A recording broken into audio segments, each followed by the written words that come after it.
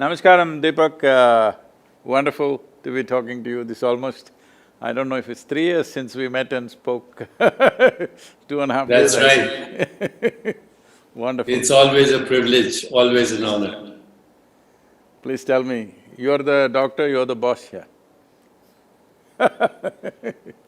No, it's always a privilege to be in your presence, and I'm looking at your initiative for a conscious planet, and you can count on any support from me and from the Chopra Foundation. Our goal has always been to reach a critical mass for a more peaceful, just, sustainable, healthier, and joyful world.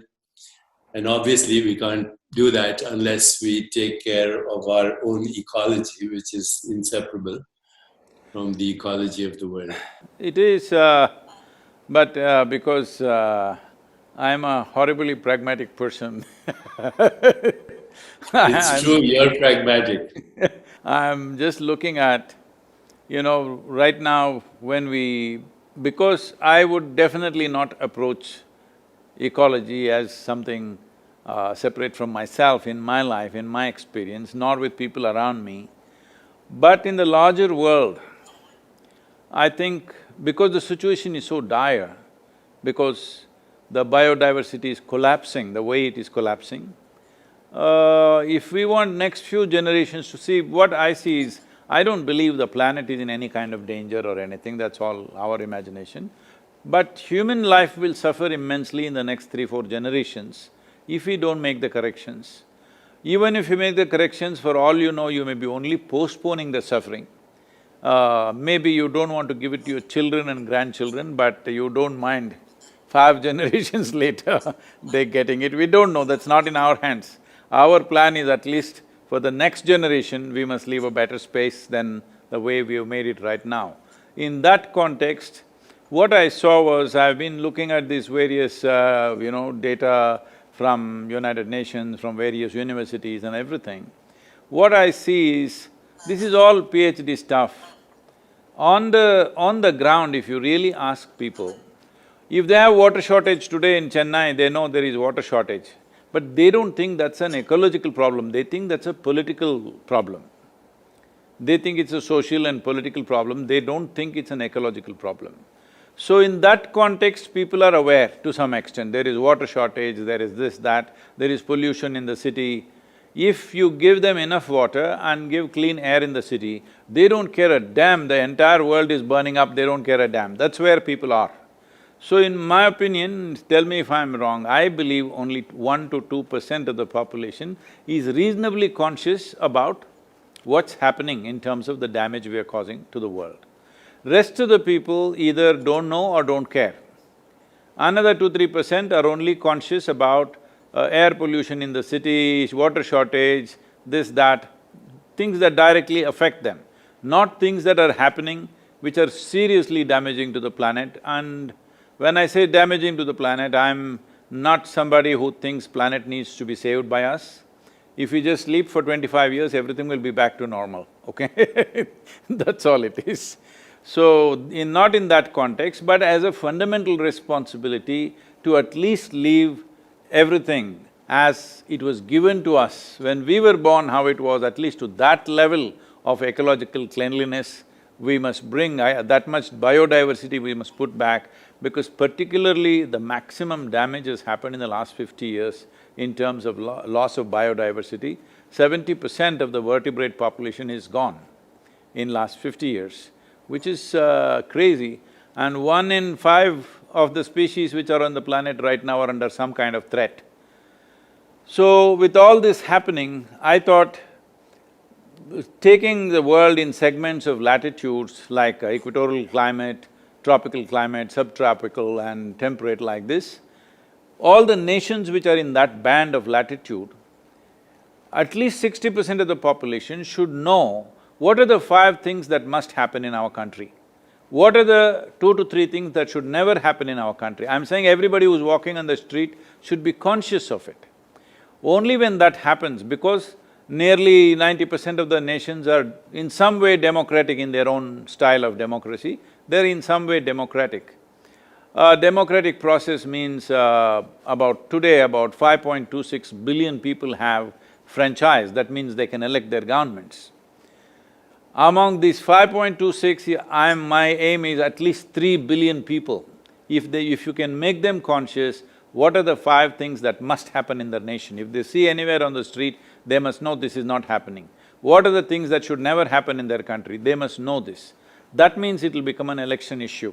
So I am looking at all the top 3 political parties in all the nations in the world. We want to approach them and make sure… See, they will not make ecology the number 1 agenda in their manifestos. In their election manifesto, at least number 2 item must be ecological concern. So only when this happens, budgets will get invested, government machinery will be behind it. Without this, what I do, what you do, what somebody else does, is all patchwork for a massive issue. Because unless it happens globally, ecological regeneration doesn't happen in local bits and pieces, it needs to happen at a much larger scale. That will only happen when governments invest their budgets. No government, democratically elected governments are unwilling or hesitant to invest in ecological concerns, mainly because these kind of things will yield results only in 15 to 20 or 25 years, long-term investment. But their lifetime is only 4 to 6 years. So they are only thinking what they can do within those 4 to 6 years.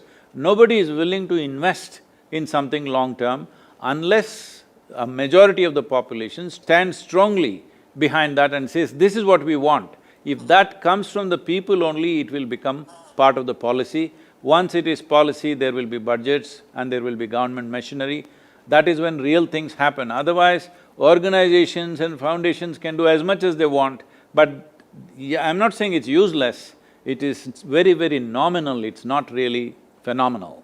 If something phenomenal has to happen, I feel in the next 3 to 4 years, it must come into the policy of every nation.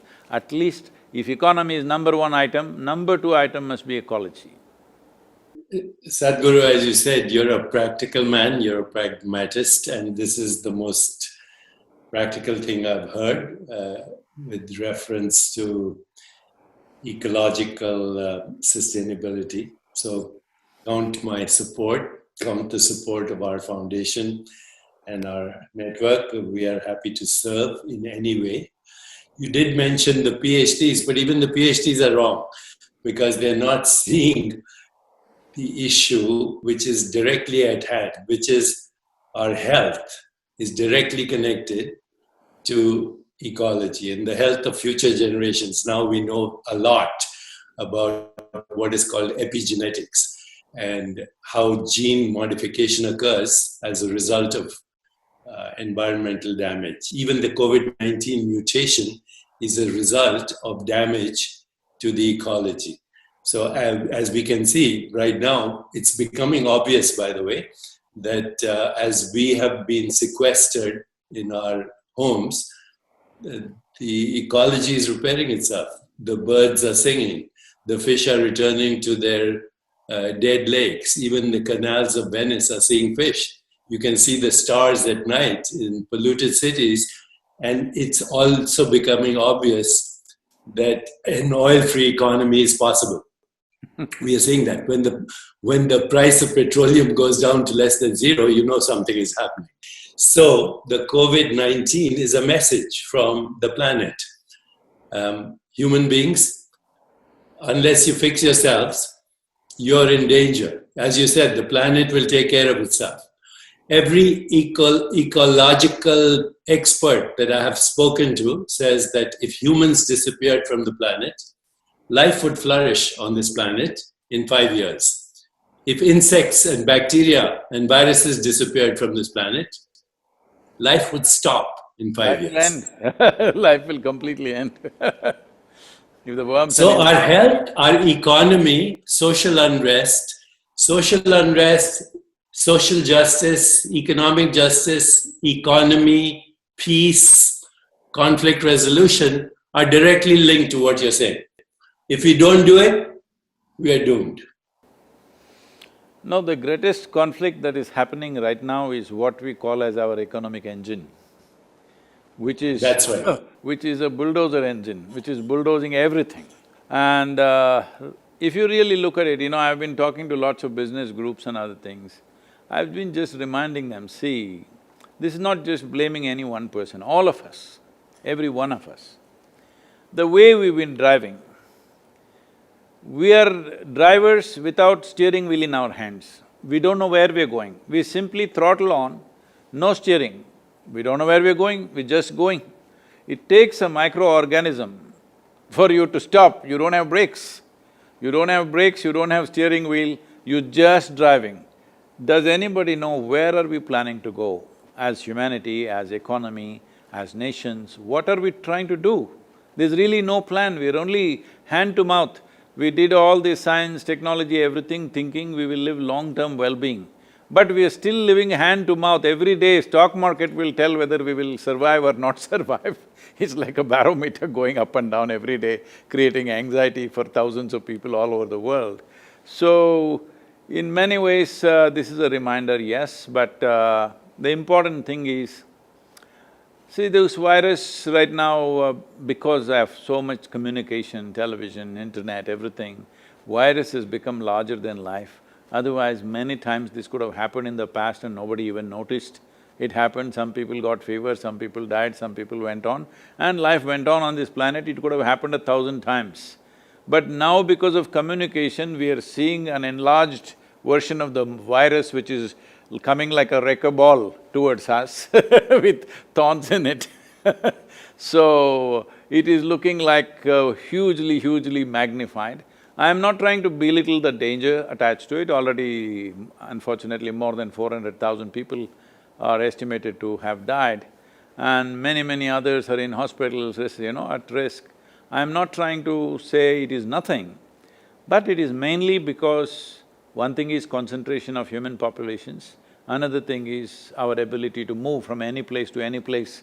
Within a day, I can be in United States or another place. So, whatever happened in Wuhan, within probably weeks, it's all over the place.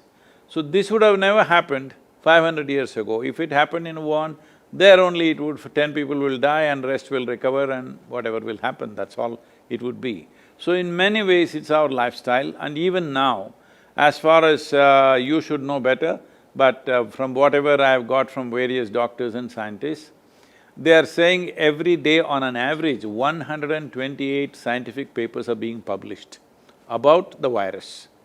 About a microorganism, 128 papers per day for last 2 months it's happening.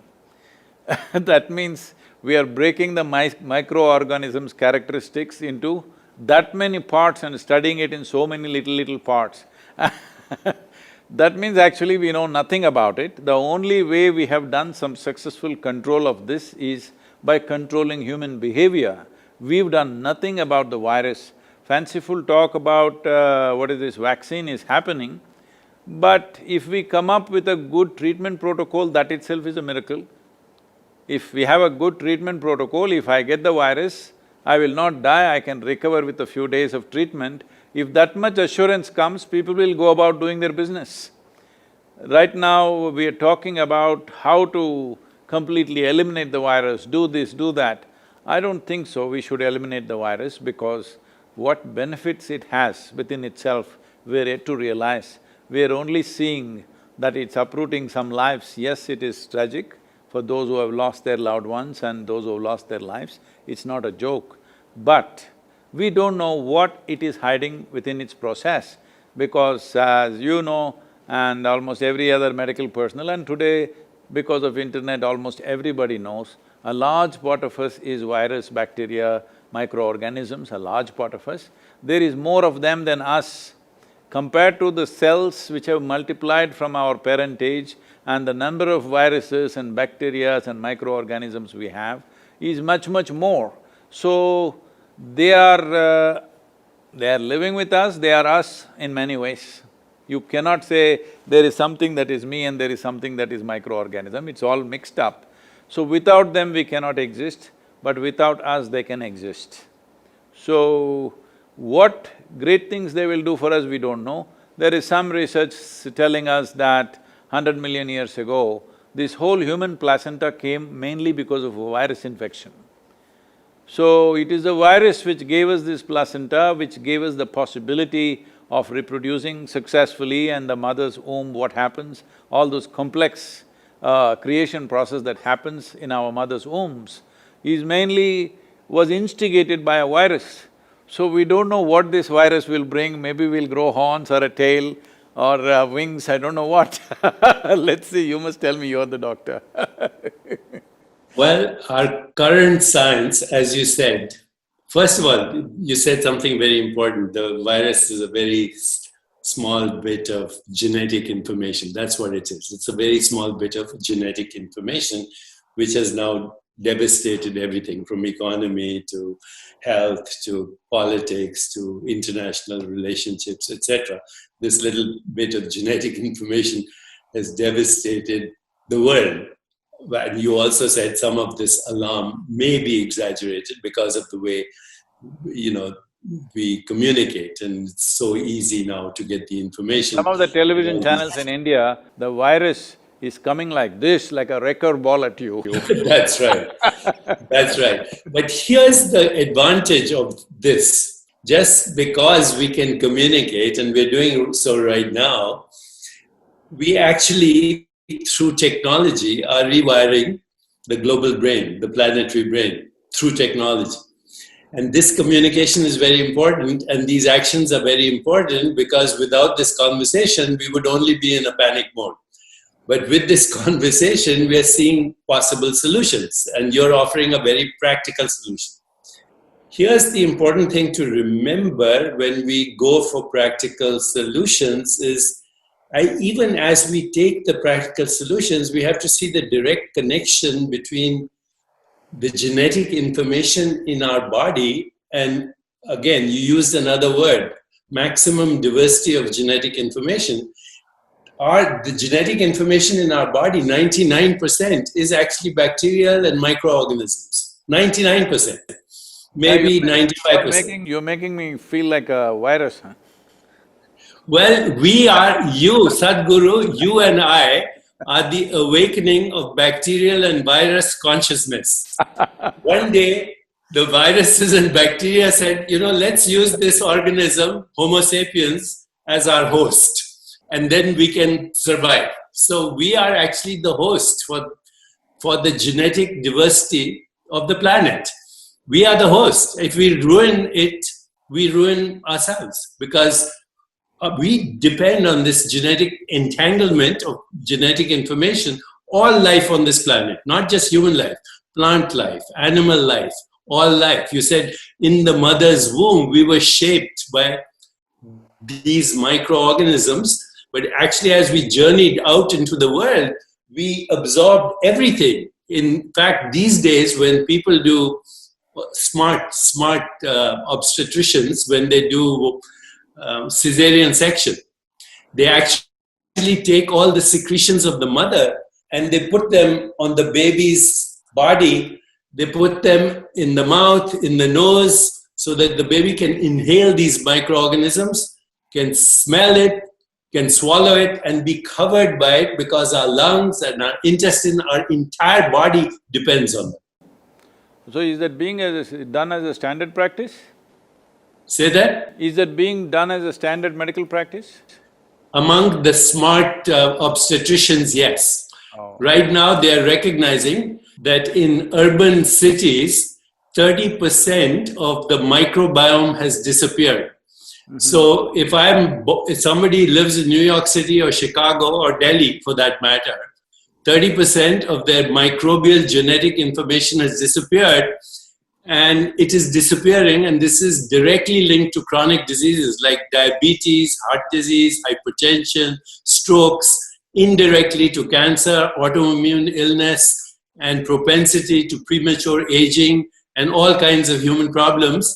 90% of chronic illness is dysbiosis, which means dysfunctional biodiversity of genetic information in our body.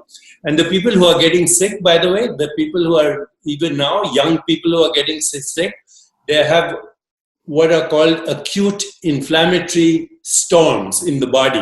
So inflammation goes out of control in the body because they are panicking. they're panicking, they're stressed, they're agitated, they're worried about money, they're worried about their jobs. The death and morbidity, and we have published on this, I'm happy to send you papers, the mortality and morbidity of this virus is directly linked to stress, panic, sympathetic overdrive, and agitated minds. And that's why we need more than just a simple, simplistic vaccine solution. Because if we have a vaccine, a year from now there'll be another mutation. The vaccine doesn't do anything. See, It that's doesn't look at the problem. very clearly demonstrated in India that of all the cases we have, over 60% of the cases and over 80% of the deaths are only in 5 cities. There you are. In the villages where we are here, not a single case in all these villages around us.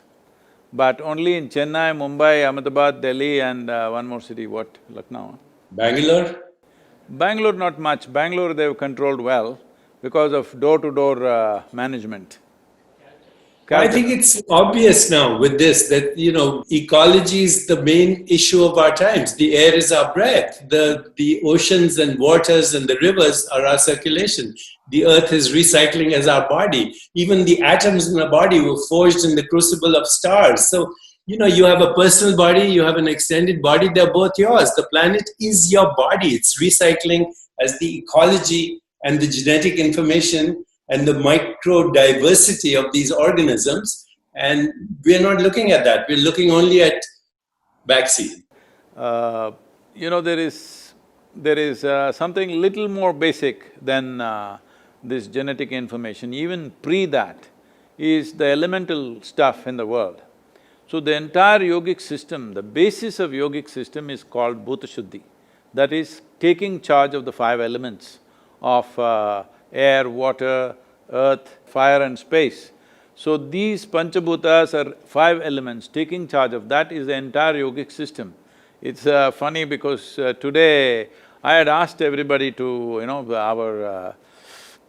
our traveling group, which is normally referred to as Ishangas, who go out and teach and spread the thing, they're all here now for last 2 months. So I told them to do sadhana, their morning sadhana outdoors. They were all doing outdoor in front of the Adiyogi statue.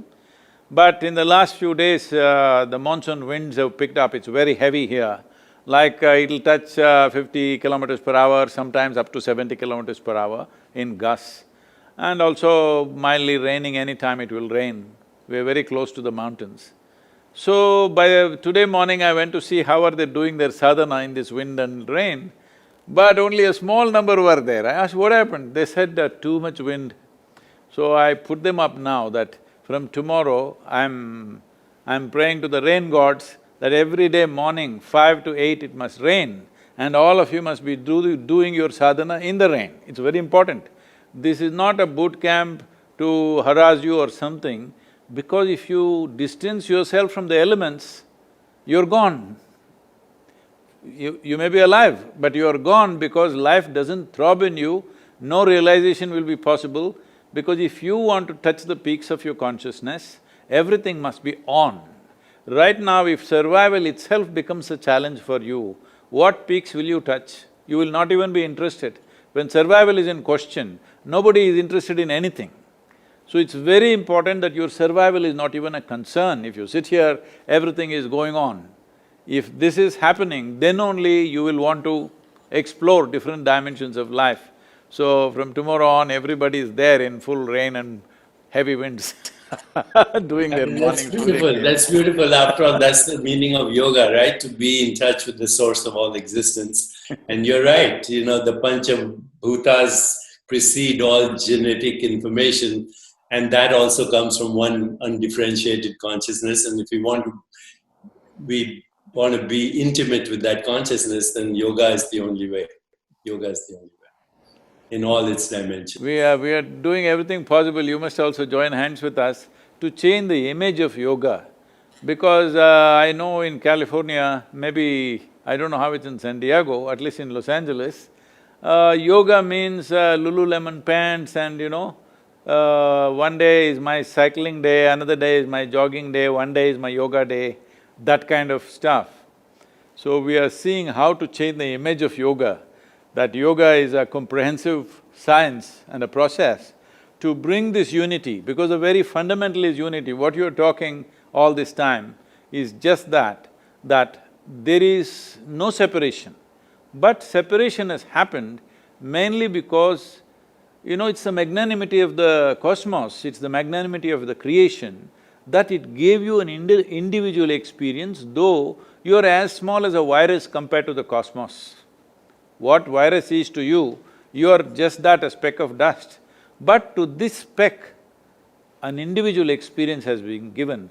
This is not something that you did, it is just the magnanimity of creation that we can sit here and feel like an individual experiencing all these things.